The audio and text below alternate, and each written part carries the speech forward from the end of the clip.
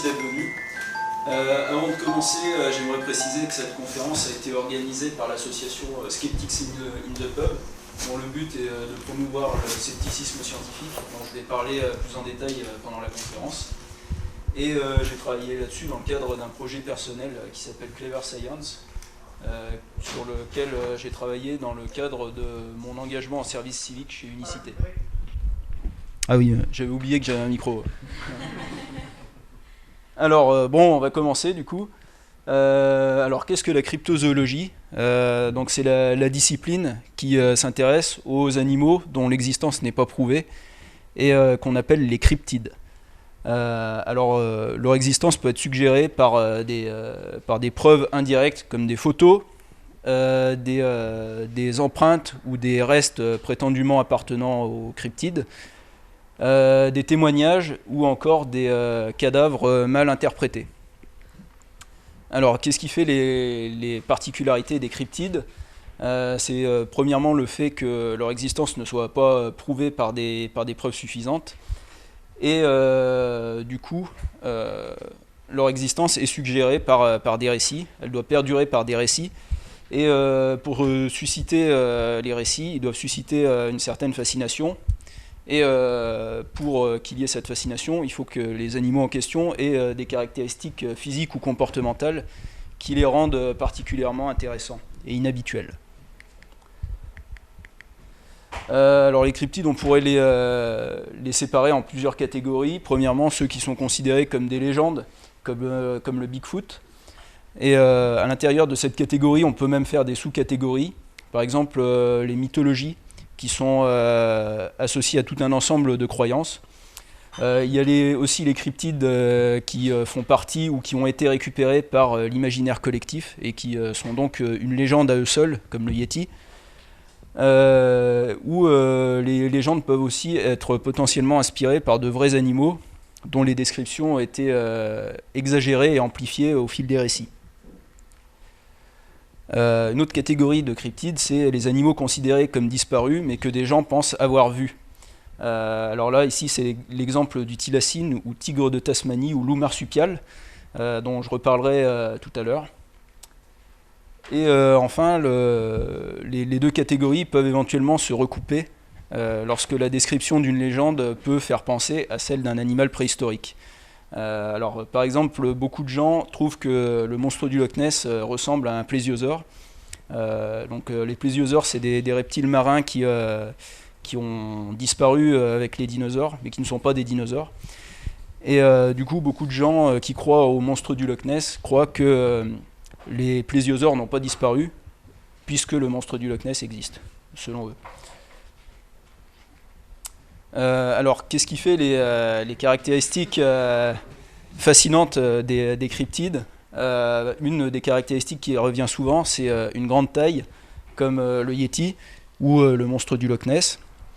Et quand je parlais des légendes qui ont pu être inspirées par de vrais animaux, il y a par exemple le fait d'avoir trouvé des carcasses de calamars géants peut avoir donné l'idée d'imaginer des monstres comme le kraken en exagérant beaucoup la taille de ces animaux.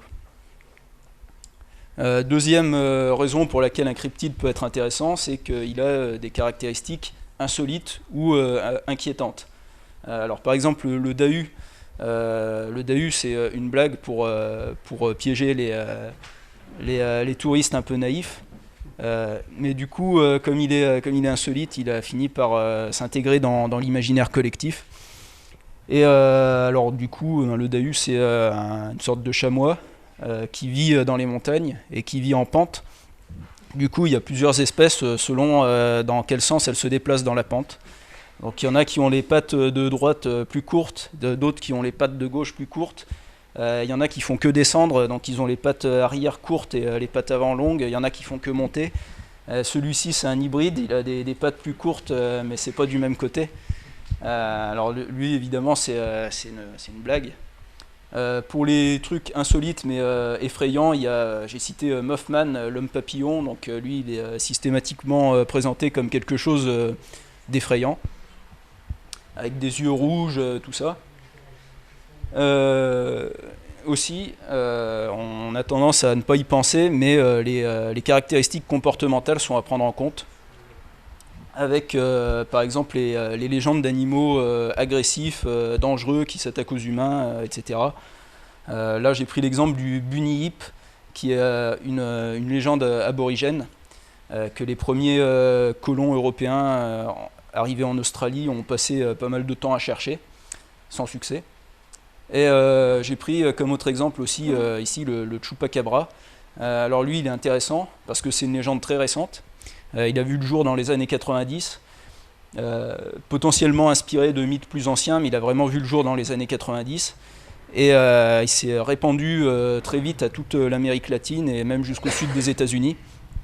Lui, son truc, c'est de s'attaquer soi-disant au bétail en vidant les animaux de leur sang. Et lui, je l'aime beaucoup parce que il est souvent impliqué dans les cas de confusion entre des cadavres d'animaux et des espèces déjà connues. Et du coup, on va en reparler tout à l'heure. Alors maintenant, on va passer aux animaux disparus en tant que cryptides. Pour qu'un animal disparu suscite l'intérêt des cryptozoologues, il faut en général qu'il soit emblématique. Le mammouth, par exemple, il est emblématique de la préhistoire, il est super connu. On l'a tous vu dans des livres, tout ça, et des gens pensent qu'il en existe encore dans des coins reculés de la Sibérie. Une autre façon pour un animal disparu d'être emblématique, c'est le contexte de sa découverte et la façon dont il a été décrit. Alors le dodo, typiquement, il a été très vite décrit comme un animal grotesque et représenté comme tel dans la culture populaire. Et du coup, il est malgré lui devenu un animal un peu célèbre, même s'il n'y a pas vraiment de cas de cryptozoologie attribué au dodo. Autre façon pour un animal d'être emblématique de la faune disparue, c'est d'avoir des caractéristiques un peu singulières. Alors là, je reprends l'exemple du thylacine. Lui, il est très particulier parce qu'il ressemble beaucoup à un chien, alors qu'en fait, il en est très éloigné, puisque c'est un marsupial comme les kangourous et les koalas. Et en plus, il a une robe rayée, ce qui est assez inhabituel. Mais surtout, ce qui en fait un animal emblématique, c'est le contexte de sa disparition, puisqu'il a disparu très récemment. Et là, en fait, c'est une photo du dernier représentant connu, qui est mort dans un zoo en 1932. Et du coup, depuis, beaucoup de gens prétendent en avoir vu. Il y en a aussi qui ont posé des pièges photographiques pour essayer de voir s'il n'y avait pas des populations isolées quelque part, mais ça n'a jamais donné quoi que ce soit. Et enfin, un animal disparu peut être emblématique si c'est le plus grand de sa catégorie. Alors typiquement, le mégalodon, on en entend beaucoup parler parce que c'est le plus grand requin de tous les temps. Et du coup, beaucoup de gens ont très envie d'imaginer qu'il existe des mégalodons encore quelque part dans les océans, planqués dans les abysses ou je ne sais où. Du coup, le problème de ça, c'est que pourquoi les gens pensent absolument aux mégalodons. Il y a des tas d'autres espèces de requins disparus, même de grande taille, mais il n'y a que de celui-là dont on entend parler, parce que c'est le plus grand. Et tant que je le tiens, j'aimerais ouvrir une parenthèse dessus. Il faut savoir que les squelettes de requins sont cartilagineux, du coup ils se fossilisent très mal. Et du coup les seuls restes avérés qu'on a de mégalodons, c'est des dents. Ce qui veut dire que toutes les reconstitutions et toutes les estimations de taille sont basées sur des rapports de proportion avec les dents. Et donc il y a une grosse incertitude. Et en plus, on utilise le grand requin blanc comme modèle pour reconstituer en proportion. Ce qui veut dire qu'en fait, on est biaisé là parce que on ne sait pas vraiment à quoi ressemble le corps du mégalodon. Et en plus, on a tendance à ne plus classer le mégalodon dans la même famille que le grand requin blanc. Donc potentiellement, il lui ressemblait de manière éloignée. Et du coup, les estimations de taille qui vont au-delà de 15 mètres sont à prendre avec beaucoup de précautions. Maintenant qu'on a fermé la parenthèse sur le mégalodon, on va passer au scepticisme scientifique. Alors qu'est-ce que le scepticisme scientifique ? C'est l'application de la méthode scientifique dans un contexte d'esprit critique. Et dans le cas de l'étude du paranormal et des pseudosciences, ça porte un nom, ça s'appelle la zététique. Et alors pourquoi j'ai choisi de parler de cryptozoologie pour évoquer ce sujet? Parce que la cryptozoologie est une discipline qui n'est pas reconnue par la communauté scientifique, parce qu'elle repose sur le caractère mystérieux de l'objet d'étude, et du coup tous les cryptozoologues sont en fait des spécialistes autoproclamés qui n'ont pas de qualification particulière en quoi que ce soit. C'est pour ça qu'il va être important d'étudier les cas de cryptozoologie avec une démarche rationnelle. Et du coup, j'aimerais commencer par aborder le scepticisme avec ce qu'on appelle le principe de parcimonie, également appelé rasoir d'Occam, du nom du philosophe et théologien anglais Guillaume d'Occam, qui a vécu au XIIIe, XIVe siècle, et qui est un peu un des précurseurs de ce qui allait devenir la méthode scientifique, et qui a d'ailleurs été accusé d'hérésie pour ça, même s'il a réussi à ne jamais se faire condamner. Alors le principe de parcimonie, ça consiste à privilégier les explications les moins coûteuses en hypothèse. Alors pour expliquer ça, j'ai pris un exemple un peu grossier, mais en gros, imaginez que vous avez un chat et un canapé chez vous, et vous vous absentez quelques heures, et quand vous revenez, le canapé est tout griffé. Donc je vous propose deux hypothèses. Soit, premièrement, c'est juste le chat qui a griffé le canapé. Soit, deuxième hypothèse, il y a un cryptide qui s'est introduit chez vous et qui a détruit le canapé et qui s'est enfui. Alors là, on a deux hypothèses et on voit que la première est plus parcimonieuse. C'est-à-dire qu'il faut moins de conditions à remplir pour qu'elle se vérifie. Donc dans le premier cas, il suffit qu'il y ait un chat dans l'appartement, et en plus il y en a un, et en plus on a déjà observé des chats faire ça, donc il n'y a pas beaucoup de doute à avoir. Voilà, c'est ça un peu le principe de parcimonie. Ça ne veut pas dire que l'hypothèse la plus parcimonieuse est forcément la bonne, ça veut juste dire que c'est la plus probable, donc c'est celle qu'on va devoir considérer en priorité. Deuxième point un peu amusant que j'aimerais aborder, c'est ce qu'on appelle la théière de Russell. C'est une expérience de pensée proposée par le mathématicien anglais Bertrand Russell dans les années 50, qui permet d'illustrer les notions de charge de la preuve, réfutabilité des hypothèses, et en bonus de l'absurdité de prouver l'inexistence d'une chose. Donc pour simplifier, ce qu'il a dit, c'est, imaginons qu'il y a une théière en porcelaine qui orbite autour du Soleil quelque part entre la Terre et Mars. Évidemment, comme une théière, c'est beaucoup trop petit pour être observé par nos télescopes. On ne peut pas confirmer qu'elle est là, mais on ne peut pas non plus confirmer qu'elle n'est pas là. Donc on ne peut pas réfuter l'hypothèse. Alors, faut-il considérer que l'hypothèse est probable simplement parce qu'on ne peut pas la réfuter? Évidemment non.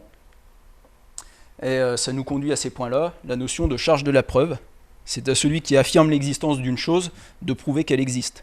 Donc si je vous dis qu'il y a une théière en porcelaine dans l'espace, c'est à moi de le prouver, c'est pas à vous de me prouver que c'est faux. Ensuite, plus une affirmation sort de l'ordinaire, plus elle nécessite des preuves solides.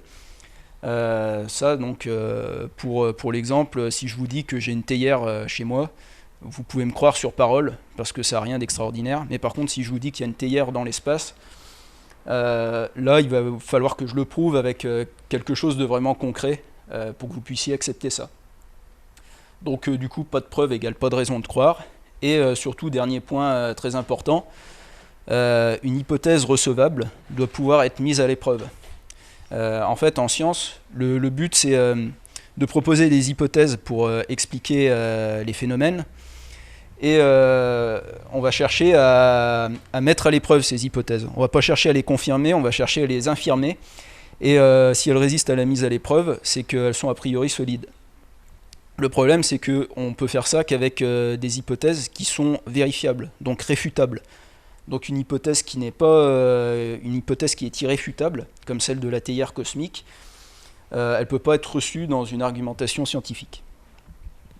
Donc voilà, maintenant qu'on a vu ces deux petits exemples, on va revenir un peu sur la cryptozoologie, mais en restant dans le scepticisme, puisqu'on va aborder maintenant les biais de confirmation. Alors, un biais de confirmation, c'est tout simplement une erreur de raisonnement qui conduit à confirmer, à renforcer une croyance.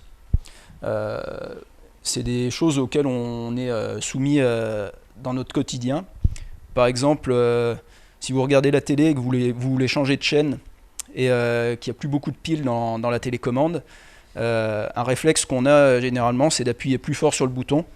On se dit qu'en appuyant plus fort, ça va finir par marcher, et ça finit par marcher. Et du coup, on se dit qu'on a bien fait d'appuyer plus fort.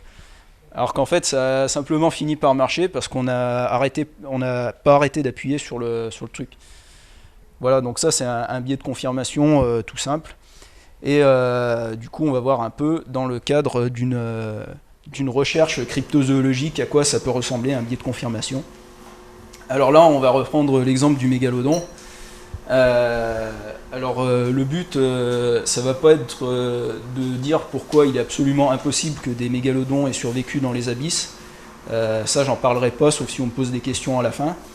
Le but, c'est vraiment de voir les arguments récurrents et d'essayer de comprendre pourquoi ils sont pas valables. Alors, le premier argument, c'est les océans sont peu explorés, alors pourquoi pas ? Le deuxième, il y a des témoignages et des preuves matérielles. Et le troisième, on a longtemps cru à tort que les sélacantes avaient disparu. Pour ceux qui ne savent pas ce que c'est, on va voir après. Alors, les océans sont peu explorés, alors pourquoi pas ? Ça, c'est ce qu'on appelle l'argument d'appel à l'ignorance. Donc en fait, on met le doigt sur une lacune dans les connaissances et on la comble par un fantasme. Donc si on a envie de parler du mégalodon, et ben hop, on met le mégalodon dans le truc. Et puis alors qu'en fait on aurait pu mettre absolument n'importe quoi à la place du mégalodon. Et donc ça c'est un argument qui du coup ne fonctionne pas pour suggérer qu'il existe des mégalodons encore en vie. C'est un argument qui pourrait être intéressant si jamais un jour on découvrait des mégalodons, ce qui n'arrivera pas, on pourrait utiliser cet argument pour expliquer pourquoi on est passé à côté pendant autant de temps. Mais on ne peut pas s'en servir pour prouver qu'ils existent. Et d'ailleurs, j'aime bien, pourquoi j'ai mis les tortues ninja, parce que j'aime bien tourner cet argument à la dérision en disant on n'explore pas les égouts, donc si ça se trouve, il y a les tortues ninja dedans. Et si je vous disais de me prouver le contraire, vous seriez bien embêtés. Alors le deuxième truc, il y a des témoignages et des preuves matérielles. Alors le problème des témoignages, c'est que c'est pas vérifiable et ça peut pas être utilisé dans le cadre d'une description zoologique. Donc on ne peut pas utiliser les témoignages comme preuve. Et enfin, on a des preuves matérielles. Alors là, c'est intéressant parce que qu'est-ce que des preuves matérielles dans ce cas-là ? C'est des preuves matérielles que le mégalodon n'a pas disparu comme on le pensait il y a un peu moins de 2 millions d'années. Donc typiquement ce serait des dents de mégalodon récentes ou subrécentes. Et pour qu'on puisse établir que les dents sont effectivement récentes, il faut qu'on les ait étudiées. Donc il faut qu'il y ait des scientifiques qui les aient étudiées. Et des scientifiques qui étudieraient ça feraient une publication là-dessus, puisque ça remettrait en question une datation concernant la disparition d'une espèce. Donc quand on cherche, en fait, on trouve simplement que le mégalodon a bien disparu il y a un peu moins de 2 millions d'années, et on trouve rien d'autre. Ce qui veut dire que ces preuves-là, ces preuves matérielles n'ont tout simplement pas été étudiées. Donc ce qu'on peut soi-disant en tirer n'a aucune valeur, puisque ce n'est pas reconnu par la communauté scientifique. En revanche, des preuves matérielles, quand il y en a, elles ne sont pas tabous, on les étudie volontiers. Là, j'ai mis l'exemple d'une étude qui a été faite sur des restes supposés d'Yétis.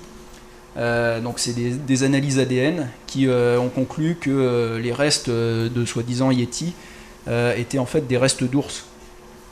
Donc c'est un peu décevant, mais ça montre bien que quand il y a des preuves matérielles, elles sont étudiables. Et troisième exemple, il rejoint un petit peu le premier.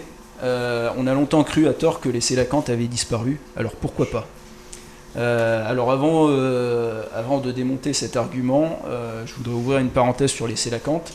Les sélacantes, c'est un groupe de poissons qui est très ancien, et les fossiles les plus récents datent de la fin du Crétacé. Donc on n'a aucun fossile dans les périodes qui ont suivi. Donc on en a déduit que les sélacantes avaient disparu en même temps que les dinosaures. Jusqu'au jour où des scientifiques ont étudié un spécimen qui avait été ramené par des pêcheurs au large de Madagascar. Et après l'avoir longuement étudié, ils ont conclu qu'il s'agissait d'une toute nouvelle espèce de sélacanthe qui n'était pas du tout connue dans le registre fossile. Et plus tard, on a trouvé une deuxième espèce appartenant au même genre, la Timeria. Et enfin, on a fini par en observer dans leur milieu naturel. Alors, je voudrais ouvrir encore une parenthèse dans la parenthèse, parce qu'on entend souvent parler de fossiles vivants, tout ça. Un fossile vivant, c'est un terme médiatique, c'est pas un terme scientifique, ça n'a aucune valeur, ça n'existe pas. D'ailleurs, la Timeria est inconnue dans le registre fossile. Et en fait, il s'agit juste d'un poisson qui a des caractéristiques du groupe des sélacantes. Et comme c'est un groupe ancien, ça donne l'impression qu'il est primitif et qu'il n'a pas évolué, alors que c'est complètement faux. Voilà, du coup, on ferme la parenthèse. Et on en revient sur l'argument. On a longtemps cru à tort que les sélacantes avaient disparu. Donc ça c'est l'argument qui prouve que des animaux qu'on croyait disparus peuvent nous avoir échappé. Le problème, c'est que ça ne dit pas que spécialement il doit y avoir le mégalodon. Et surtout, les sélacantes, on s'est permis de dire qu'ils existaient encore qu'une fois qu'on a pu étudier des spécimens fraîchement pêchés. On n'a jamais prétendu qu'il devait y en avoir, parce que pourquoi pas, avant d'être certain qu'il y en avait. Du coup, je sais plus ce que je voulais dire. Ouais. Du coup, bon, bah, là, on a vraiment un truc concret pour dire que les sélacantes existent. On ne se base pas sur des doutes. Alors que les gens qui prétendent que le mégalodon existe toujours se basent sur des doutes, sur des pourquoi pas. Donc ça ne fonctionne pas. Alors maintenant, on va passer sur un deuxième exemple. Et on va reparler du chupacabra. Alors ça c'est un truc que j'ai tiré d'un site que j'appelle site douteux. C'est un site douteux parce que c'est un site dédié au paranormal, aux trucs étranges, tout ça, et qui insiste bien sur les côtés mystérieux de tous ces trucs-là. Donc l'article, je l'ai résumé vite fait. Il y a cette photo-là. Et puis, on nous dit que des ouvriers de je ne sais plus quel pays d'Amérique latine qui travaillaient dans une maison sinistre ont trouvé ça. Et la première chose à laquelle ils ont pensé, c'est un chupacabra. Ensuite, ils l'ont décrit, ils ont dit que ça avait une tête de chat, une queue de rat, et que ça terrifiait le voisinage. Et l'article concluait par les restes sont dits hors de ce monde. Parce que beaucoup de gens croient que le chupacabra est un monstre extraterrestre. Alors là, il y a plusieurs choses intéressantes à voir. Déjà dans la démarche qui a été entreprise. Donc les gens qui ont fait la découverte ont suivi une démarche qui consiste à partir d'une conclusion pour essayer d'y faire coller des faits. Donc ils ont dit hop, c'est un chupacabra. Et puis après, ils ont dit, bah, ça a une tête de chat, ouais, mais ça a une queue de rat, donc c'est contradictoire, donc c'est bizarre, donc ça terrifie le voisinage. Alors, on va essayer d'avoir une démarche inverse, qui va partir des faits, pour voir jusqu'où ils vont nous conduire, et conclure seulement ensuite. Et avant de commencer, on peut voir qu'il y a un deuxième gros problème là-dedans, c'est que les gens qui ont découvert ça se sont laissés influencer par le contexte de la découverte. C'est-à-dire qu'ils ont trouvé un vieux squelette décharné, donc un truc dégueulasse et sinistre, qui n'est pas du tout représentatif de ce à quoi ressemble un animal vivant. Et du coup, découverte sinistre dans une maison sinistre, ça donne un truc qui terrifie le voisinage. Alors on va voir un peu. Déjà, ce qu'ils auraient pu faire, c'est en se disant que ça a une tête de chat et une queue de rat, ils auraient pu se dire, on va vérifier si un chat peut avoir une queue de rat, par exemple, en comparant avec un squelette de chat. Alors on voit pas la queue sur celui-là, mais si on regarde un squelette de chat, on voit que la queue est très fine.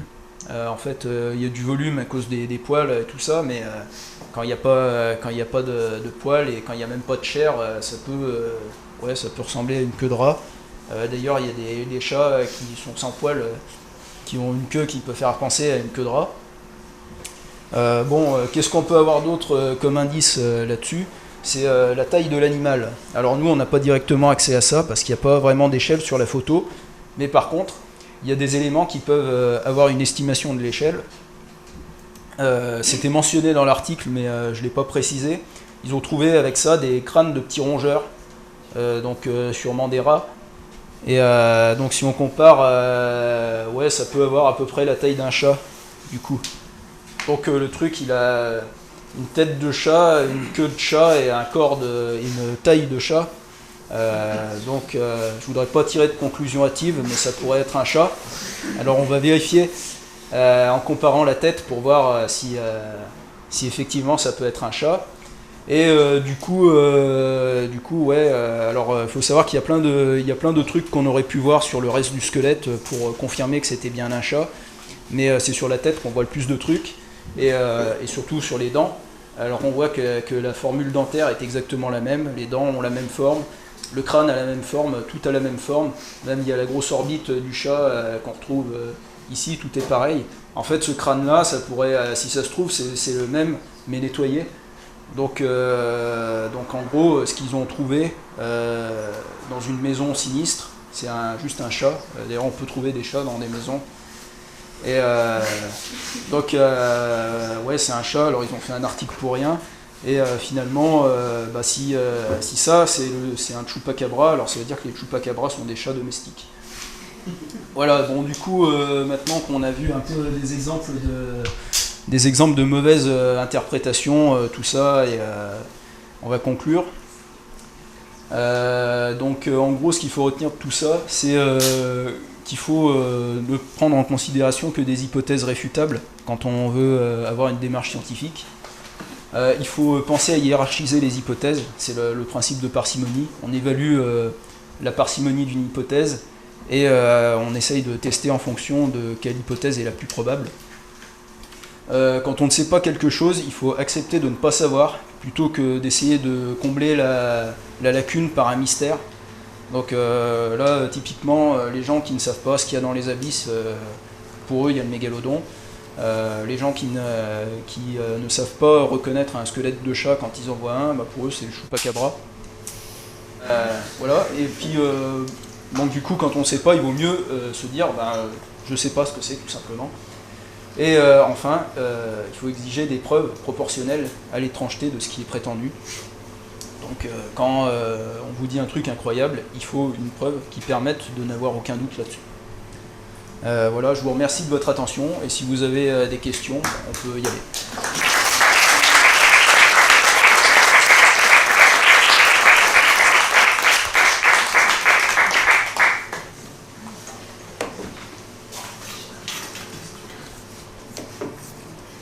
Merci, une question. Alors Renaud ? Qu'est-ce qui t'a fait tomber dans la cryptozoologie, Maxence ? Alors, ce qui m'a fait tomber dans la cryptozoologie, c'est un truc qui m'a toujours intéressé. Et puis à une époque, je croyais en tous ces trucs quand j'avais pas encore l'esprit critique pour ça. Et c'était l'occasion de faire un petit exercice de vulgarisation scientifique en reprenant un sujet qui m'intéresse bien et puis qui est assez insolite. Et ce qui est insolite en général, ça a tendance à plaire aux gens. Et en plus, ça se rapproche un peu des trucs que moi j'ai étudiés pendant mes études. Donc ça me permet de me replonger un peu dedans, avec l'anatomie comparée, tout ça. Du coup, j'aime bien la cryptozoologie, mais seulement quand je l'aborde scientifiquement, et pas comme le font les cryptozoologues.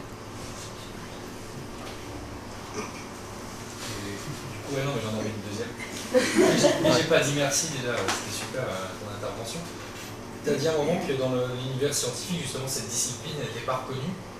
Oui. Est-ce que tu penses qu'un jour ça pourra l'être? Et si oui, comment? Qu'est-ce qui pourrait faire que la méthode scientifique, ce qui toi fait que ça t'intéresse en tant que paléontologue, Ouais. Qu'est-ce qui pourrait faire que ça bascule? Alors, c'est pas possible que ce soit reconnu comme discipline scientifique, parce que tout simplement ça repose sur le côté mystérieux de l'objet d'étude.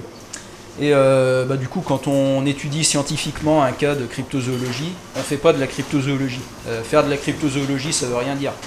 Là, quand on regarde sur le squelette de chat, là, ce qu'on fait, c'est pas de la cryptozoologie, c'est de l'anatomie comparée. Quand on décrit un animal pas encore connu, on fait de la zoologie, on ne fait pas de la cryptozoologie. Donc, dès l'instant où on applique la méthode scientifique, on applique des méthodes déjà reconnues, et la cryptozoologie en elle-même, ça veut rien dire. C'est comme l'ufologie ou la chasse aux fantômes. C'est un truc c'est un truc que font des gens un peu en manque de mystère et qui n'ont pas vraiment de connaissances dans le sujet.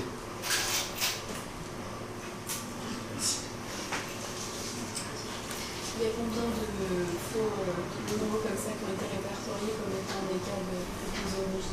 Alors je sais pas combien il y en a.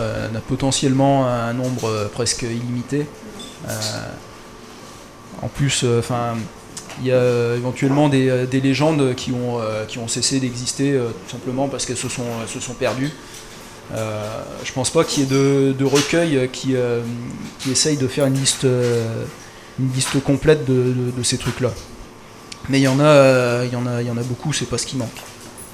J'en ai mis quelques-unes de bien connues pour que ça dise quelque chose à tout le monde, et puis j'en ai rajouté quelques-unes qui étaient un peu moins connues. Mais ouais, il y en a tant qu'on veut en fait. Si on prend par exemple le mythe du dragon, que l'on retrouve en Chine, Oui. en Europe, éventuellement je pense chez les Aztèques, quelque chose qui ressemble à ça. Ouais. D'où ça peut venir ça par exemple, alors qu'à un moment donné ces civilisations ont très peu de contact. Et ça apparaît, je dirais, à peu près dans les mêmes époques. Alors le mythe du dragon, il est intéressant parce que déjà si on compare les différents types de dragons dans les différents types de civilisations, c'est un dragon différent, complètement différent à chaque fois. Par exemple, le dragon occidental, c'est une personnification du mal selon l'idéologie chrétienne, et il est reconstitué selon ce qui est considéré comme des attributs démoniaques, alors que le dragon chinois par exemple, c'est un dragon au contraire qui a plutôt une bonne image, et qui a surtout une anatomie complètement différente. Il ne ressemble pas du tout au dragon occidental. Déjà c'est un dragon serpentiforme, et puis aussi souvent il a des bois de serre, donc souvent les dragons c'est des mélanges de plein d'animaux. Et potentiellement les dragons de Chine ont pu être inspirés d'ossements de cervidés ou ce genre de choses. En France, qu'est-ce qu'on a comme cas de cryptozoologie? On a la bête du Gévaudan, qui est pas mal connue. On doit en avoir un paquet d'autres. Celui-là c'est le plus connu. Il y a eu d'autres bêtes. Parce qu'en fait, la bête du Gévaudan, ça correspond à un pic d'attaque de loup. Et il y a eu d'autres pics d'attaque de loup qui correspondent chacun du coup à une bête. Il y a eu la bête de je sais plus quoi, la bête de je sais plus. Il y en a eu il y en a eu plusieurs, j'ai pas les noms. Mais il y en a eu plusieurs, il y en a même eu qui ont correspondu à des attaques bien plus fréquentes que pour la bête du Gévaudan. Et en fait, la bête du Gévaudan, elle est restée connue parce que c'est le dernier cas vraiment important. C'est le dernier pic d'attaque important. Alors pourquoi le mégalodon ne peut pas exister? Alors, pourquoi le mégalodon ne peut pas exister? Alors en fait, faut savoir que les fossiles de mégalodon, on en trouve partout dans le monde. Et ils sont associés toujours à des milieux de dépôt plutôt côtiers et tropicaux. Et en fait, vers 1,6 million d'années, on ne trouve plus du tout de ces fossiles alors qu'ils étaient abondants. Donc ça nous permet de suggérer fortement qu'ils ont disparu, tout comme pour les dinosaures, on a arrêté de trouver d'ossements après la limite Crétacé-Paléogène. Et bon, du coup, on trouve plus de ces fossiles. Et l'hypothèse qu'ont les gens qui se disent mais si, pourquoi pas, c'est qu'il aurait fui en fait dans les abysses. Le problème, c'est qu'il n'est pas du tout adapté à la vie dans les abysses. Parce que quand on sait où on trouve les fossiles de mégalodons, on connaît du coup l'écologie de l'animal. Donc milieux tropicaux et eau plutôt peu profonde. Donc pas du tout adapté à la vie dans les abysses. Et en fait, le déclin du mégalodon, il correspond à une série de modifications climatiques et de modifications aussi des populations de mammifères marins. Donc en fait la disparition du mégalodon, même si on n'a pas établi précisément à quoi elle était due, on sait que c'est une série d'événements qu'on ne peut pas se permettre d'ignorer. Par exemple, la découverte du panda en fin du 19e siècle, il me semble, pendant longtemps justement les personnes antiques ont pensé que c'était un animal qui était imaginaire, la culture du pays, mais justement ils l'ont découvert en fin du 19e siècle, peut-être que ce sera pareil pour les animaux comme ça, bien que bien évidemment voilà, tout ça. Et d'autres animaux, c'est assez fantasmatique, c'est imaginaire, vraiment, c'est des choses qu'on aimerait bien que ça soit, mais que ça ne soit pas, mais l'exemple du panda, c'est aussi un exemple à prendre en considération, je pense. Ouais, l'exemple du panda, il est intéressant parce qu'il montre que des animaux qui existent ont pu inspirer des légendes, effectivement. Mais en fait, quand on a étudié le panda, on a été en mesure de prouver qu'il existe en utilisant des méthodes scientifiques avérées en faisant de la zoologie. Donc on ne s'est pas basé sur du mystère. On a essayé de voir si on pouvait trouver un spécimen et on y est arrivé. Et on ne s'est pas concentré sur le mythe pour dire il doit exister un truc parce qu'il y a un mythe autour de ça. Voilà. C'est pour ça que la cryptozoologie, ça ne sera jamais reconnu comme une science, mais c'est un truc qui ne cessera jamais d'exister, parce qu'il y aura toujours des légendes comme ça. On aime le mystère en fait. C'est aussi pour ça que j'aime la cryptozoologie, c'est parce que c'est un truc qui me fait voir des mystères, même si j'y crois pas du tout. C'est assez intéressant. Donc le mythe la découverte du panda, ça s'est inscrit un peu dans un truc comme ça. Pareil pour le gorille aussi. Et d'ailleurs, c'est des exemples qui sont souvent cités pour dire, regardez, à un moment, les grands animaux étaient un peu des légendes. Mais bon, on peut pas se dire que parce qu'à un moment donné, le panda était une légende, un truc qu'on n'a pas encore découvert doit exister. Pas forcément. Ouais. Mais il y a même une probabilité qu'on ne peut pas nier quand même. C'est pas 100% ni 0. C'est un peu comme, moi je prends toujours cet exemple, est-ce que vous voyez par exemple qu'il y a une personne dans cette ville qui s'appelle, je sais pas, Bertrand, qui est veuf, qui a 90 ans, qui habite à moins d'un kilomètre d'ici. C'est probable, mais on ne sait pas. Voilà, parce qu'il n'y a pas de preuve. Mais c'est probable, il y a des choses qui peuvent montrer. Oui. Mais le problème. Il y a des preuves qui sont justement fausses, comme ça par exemple, mais il y a des choses quand même qui sont plus ou moins probables. Ouais, Des animaux, qu'importe que ce soit cryptide ou non, c'est-à-dire des animaux qu'on est en train de découvrir, mais on ne peut pas nier une certaine forme, je ne sais pas comment. Oui. Il n'y a pas du tout rien. De toute façon, quand on est sur le point de découvrir quelque chose de nouveau, on se dit pas que ça n'existe sûrement pas. On essaye de voir. Mais le truc, c'est qu'il y a une infinité de choses possibles. Et si on se met à imaginer des choses très précises, alors qu'on n'a absolument aucune idée du truc, en fait, tout ce qu'on fait, c'est fantasmer.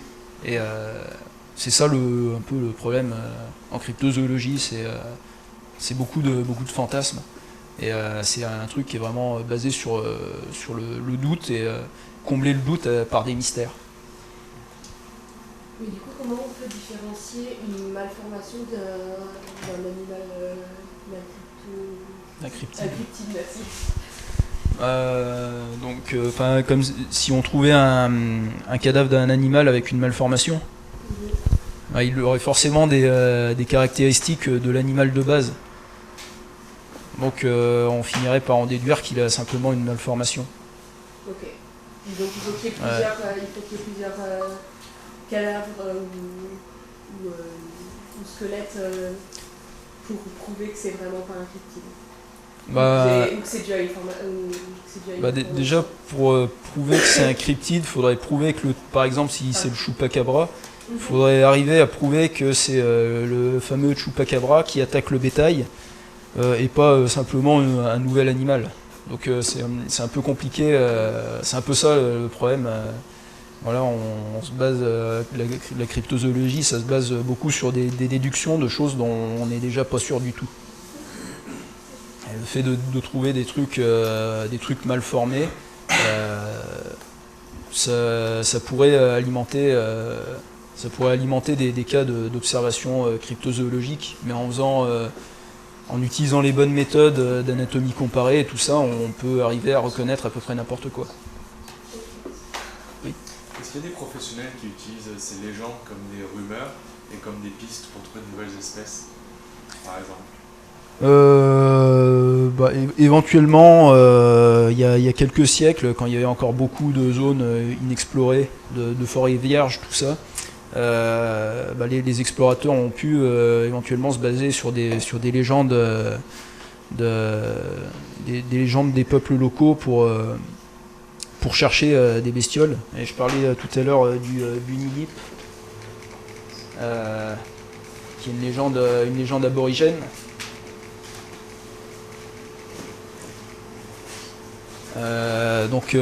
Les premiers colons arrivés en Australie, ils avaient entendu parler de cette légende et ils ont essayé de trouver ça. Pendant qu'ils ont cherché, ils ont probablement trouvé un tas de bestioles nouvelles qui étaient inconnues, mais ils n'ont jamais trouvé celui-là.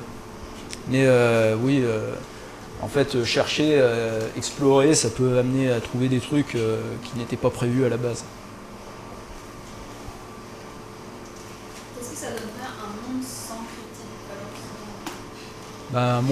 Ça donnerait un monde sans légende, sans rêve. Et j'ai du mal à voir comment ce serait envisageable. Donc, il faudrait qu'il y ait... L'intérêt, c'est qu'on a envie de rêver. Le mystère, c'est un truc dont on a besoin. Et en fait, s'il n'existait pas de légende, je peux pas dire. Ça voudrait dire qu'il y aurait personne pour imaginer des trucs, quoi. Est-ce que c'est pas un moyen non plus, comme pour la bête du Gévaudan, de manipuler une certaine partie de la population pour arriver, par exemple, à tuer tous les loups ou arriver à un but précis?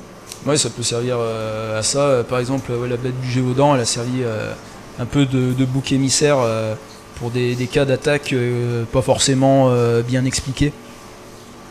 Du coup, il y a eu des grandes battues pour essayer de trouver un monstre qui n'a jamais été trouvé. Et, ça peut être utilisé à des fins comme ça. Et puis le monstre du Loch Ness, c'est utilisé pas mal à des fins de tourisme. Le Loch Ness, depuis qu'il y a cette légende, c'est un lieu très touristique. Il y a plein de produits dérivés vendus partout dans le monde, tout ça. C'est un super filon et c'est une bonne idée de vendre des trucs. Moi, si je pouvais lancer une légende comme ça et puis devenir riche avec le chupacabra, par exemple, je le ferais. Parce qu'on sait que les chats ont pas mal de succès sur Internet et si on prouve que le chupacabra est un chat, ça peut être pas mal.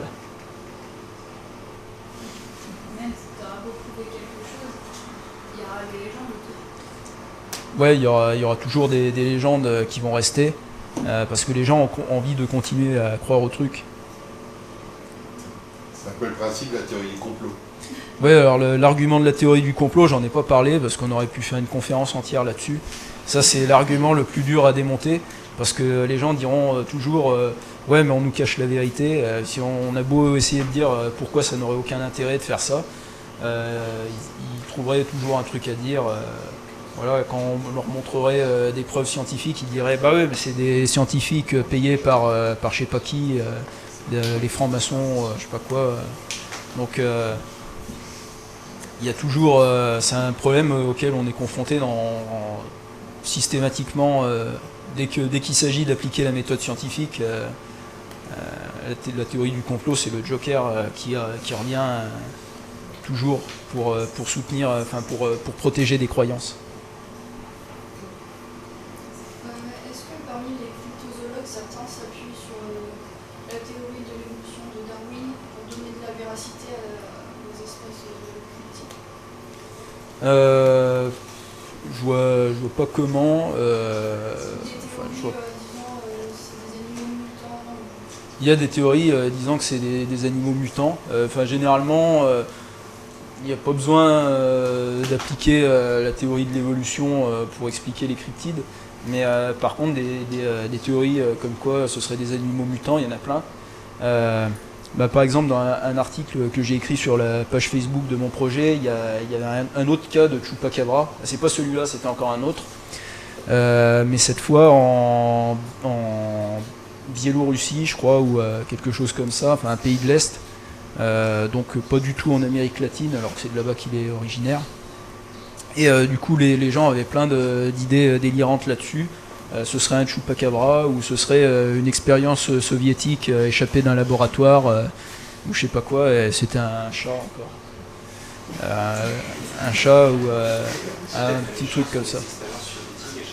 Ouais, c'est possible.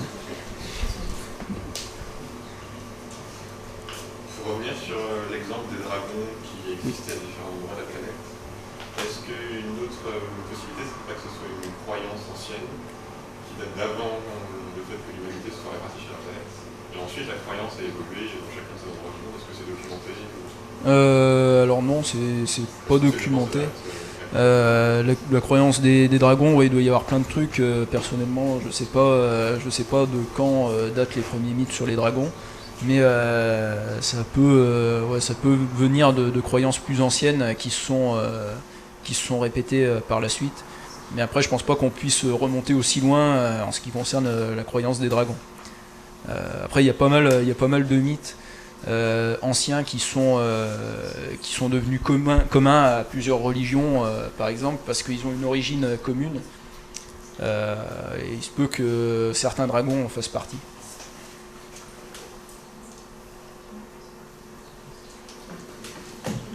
Une dernière.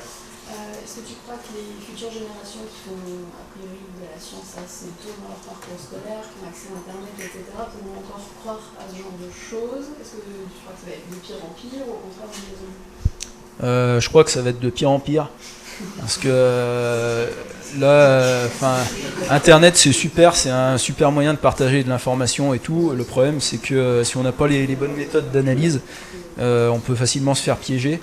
Et avec ces trucs-là qui sont super attrayants, c'est facile de tomber un peu dans un engrenage.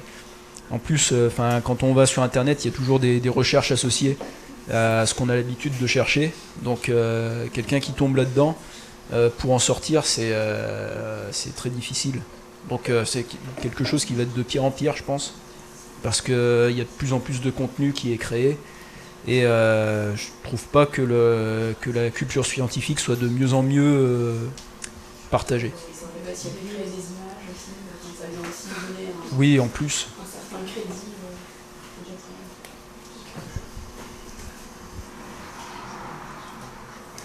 Un peu hors sujet comme question, mais toi qui fais de la diététique, est-ce que tu nous conseillerais des zététiciens qui vulgarisent retrouver facilement sur... Ouais, dans les très connus, il y a la Tronchambier, Hygiène mentale, il y a Entracte Science, Ils ont changé de nom il y a pas très longtemps, ça s'appelait Stop Science avant.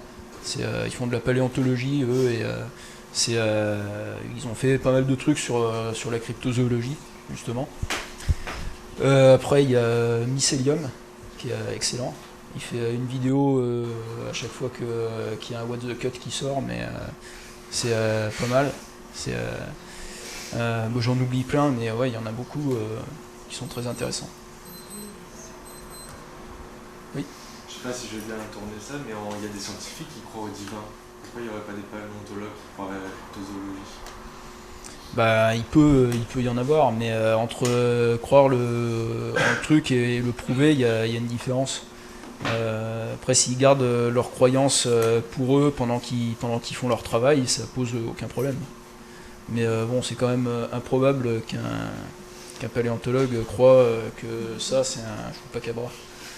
Mais ça se peut, oui, d'avoir des croyances rationnelles et d'avoir des croyances irrationnelles et d'être scientifique. Mais c'est possible d'en avoir et de savoir les laisser à leur place.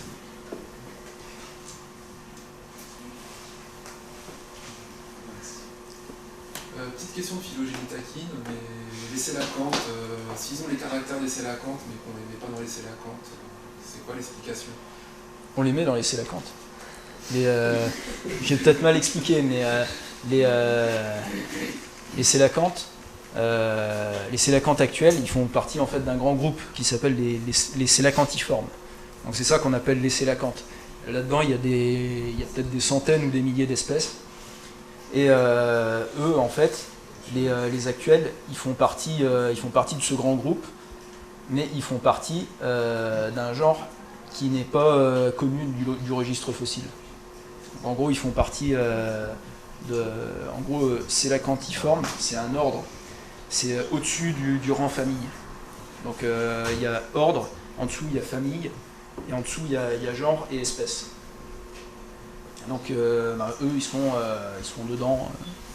C'est des sélacantiformes avérés parce qu'ils ont tous les caractéristiques pour être dans ce groupe. Mais ils ont évolué dans le temps et ils sont comme ils sont maintenant, quoi, je veux dire. Oui. Ils ne ressemblent pas à leurs ancêtres. Oui. Parce que en fait ils ont des caractéristiques qui montrent qu'ils font bien partie de ce groupe, mais pour autant c'est pas exactement les mêmes espèces, ils ont des différences morphologiques et déjà des différences écologiques, parce que les sélacantes qui vivent maintenant, ils vivent à peu près 1000 mètres de fond, alors que ceux qu'on trouve dans le registre fossile c'était des espèces côtières, donc qui vivent en eau peu profonde, il y en a même en eau douce. Donc ils ont beaucoup changé en fait. Oui. Et ce scénario ne peut pas se reproduire avec les mégalodons justement, où ils iraient en profondeur? Si les mégalodons étaient allés en profondeur, déjà c'est improbable parce que les mégalodons en fait ils étaient adaptés à la chasse de grands mammifères marins. Donc qu'ils aillent se réfugier à un endroit où il n'y a pas assez de nourriture pour eux, c'est improbable. Et en admettant qu'ils l'aient fait, ils auraient évolué d'une façon qui leur aurait permis de s'adapter à la vie dans des grandes profondeurs.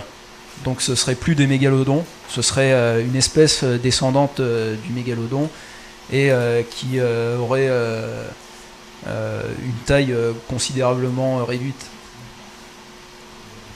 Donc aucun espoir de trouver des mégalodons dans les abysses.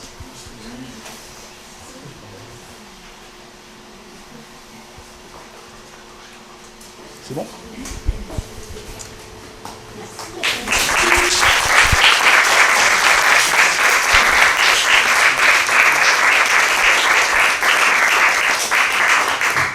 Merci de votre attention en tout cas, et puis pour vos questions, je suis content que ça vous ait intéressé.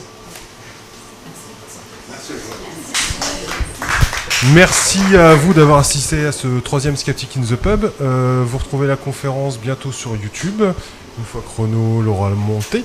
Et si vous voulez nous suivre, on a une page Facebook Skeptic in the Pub-Lille, une page YouTube donc, et on se retrouve en septembre avec Michael Salson qui est là et qui nous fera une conférence sur l'enseignement de l'esprit critique, si je ne me trompe pas. Voilà.